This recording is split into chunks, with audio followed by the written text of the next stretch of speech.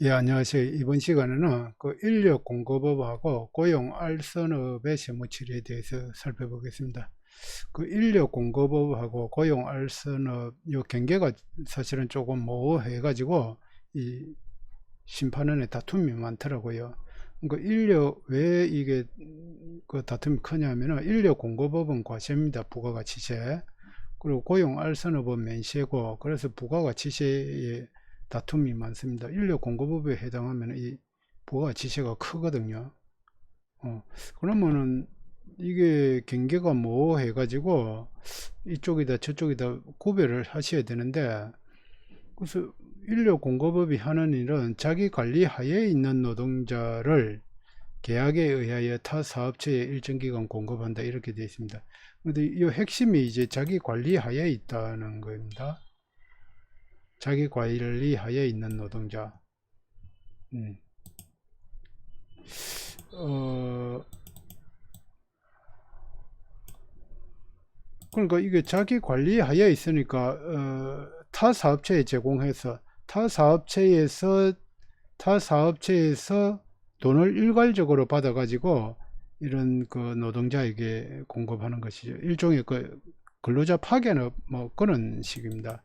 요거는 이제 그 용역자에 대해서는 급여 신고를 할 수도 있겠죠. 급여로 신고할 수도 있고 3.3%를 할 수도 있는데, 어쨌든 판례에 보면은 그 보도방도 이거 저 인력 공급업으로 이렇게 판결을 내리더라고요. 그 보도방 그 유흥 측계급을 그 공급하는 업체.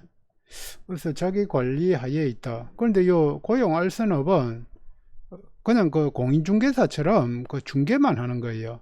고용주 또는 구직자, 그러니까 고용주하고 구직자를 대리해서 일자리 및 구직자 정보를 기초로 인력을 선발, 알선, 배치한다. 그래서 요 예를 들어 보면은 요는 그 직업소개서, 직업안정법에 따른 직업소개서하고 헤드헌팅 업체 있잖아요. 어, 고급 인력 알선 업체. 요는 이제 고용 알선업이라 해가지고 면세로 판결된 사례가 있고, 그래서 이걸 그러니까 고용 알선업을 하면서도 이 그러니까 원칙적으로는 인력 공급업은 매출액을 총액으로 인식합니다. 그러니까 이 타 사업체에 공급하고 인건비하고 자기 스스로하고 같이 총액으로 받고, 요거는 자기 스스로만 받는 거예요.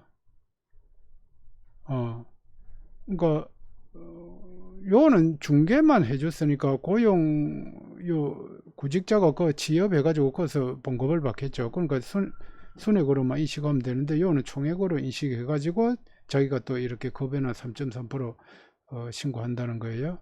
그런데 요거는 이제 자기 직원이 아니니까 과세자료 제출을 해가지고 이 사람들이 얼마 버린다는 거에 대해서 순액으로 이렇게 아, 자기는 그 중개 수수료만 수입으로 인식하고 이 사람의 그 인적 사항이라든지 그 업체에서 얼마를 받았다든지 그런 거를 신고하기로 되어 있습니다. 과세자료 제출료. 요 앞에 영상에 있는데 그 같이 링크 시켜 드릴게요. 참 들어보시면 됩니다. 그런데 이제 실제로는 인력 공급 그러니까 고용 알선업을 하면서도 총액으로 이렇게 수입으로 인식하는 가지고 또 3.3% 하는 데도 있고, 그래서 이게 굉장히 쉽게 구분, 그러니까 실제 운영하는 행태에 있어서는 이쪽도 실제는 이쪽이면서 이런 식으로 처리하고 있고, 또는 실제 뭐 하여튼 그런 식이 있습니다. 그래서 구분을 명확히 하셔야 되고, 그래야 또 이게 구분이 명확하지 않아서 다툼이 많습니다. 어쨌든 간에 이런 식으로 원칙적으로는 이렇게 급여 신고하고 과세자를 제출한다. 그리고 분명한 거는 요 과세 근거는 이렇게 부가가치세법에 요 면세 근거가 되어 있습니다. 그리고 직업 방금 말한 이런 거는 명백히 그 직업 소개서 같은 데는 요 고용 알선업 면세가 해당되고요. 그래서 판례를 보니까 구별이 실제는 이렇게 처리했어요. 총액, 그러니까 간병 용역을 제공하고 총액으로 이렇게 인식하고 이렇게 처리했단 말입니다. 그래가지고 부가치세를 과세하려고 하니까 나는 실제는 고용 알선업이다. 부가치세 면세를 해야 된다. 이런 식으로 다툼이 있었는데, 그래서 이제 요 간병인들이 자기 관리 하에 있어야 되는데, 자기 관리 하에 있었지 않았다고 이제 청구인이 주장해가지고, 그런데 이제 간병인들이 자기 관리 하에 있으면은 좀 전속되어 있어야 되잖아요. 근데 전속되지 않고 다수의 사업, 그러니까 다른 이런 인력 공급 업체에도 소속돼 가지고 막 이런 식으로 한 거예요. 그래서 자기 관리하에 있었지 않았다. 그러니까 간병인들이 다수의 사업장에서 사업소득이 발생했다. 또 간병인 자기 관리하에 뭐 교육 관리하고 뭐 여러 가지 해야 되잖아요. 그런 걸 안 한 거예요. 그래서 요 성소 고용 알선업으로 청구인이 승소한 사례는 있었습니다.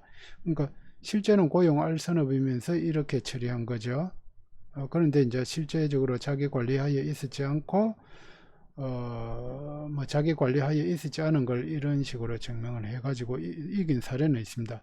그런데 이제 우리가 굳이 이런 식으로 불필요하게 이런 식으로 처리해가지고 실제가 고용 알선업이면은 괜히 뭐 법정까지 갈 필요가 없겠죠. 실제가 고용 알선업이 맞으면은 이런 식으로 처리하는 게 맞습니다. 그런데 이게 고용 알선업인데 고용이 그 구인 구직 뭐 그런 거잖아요. 그런데 이게 청소 용역을 알선했다 이런 식으로 됐을 때도 고용 알선업이냐 그거는 좀 의문이 될 수 있습니다.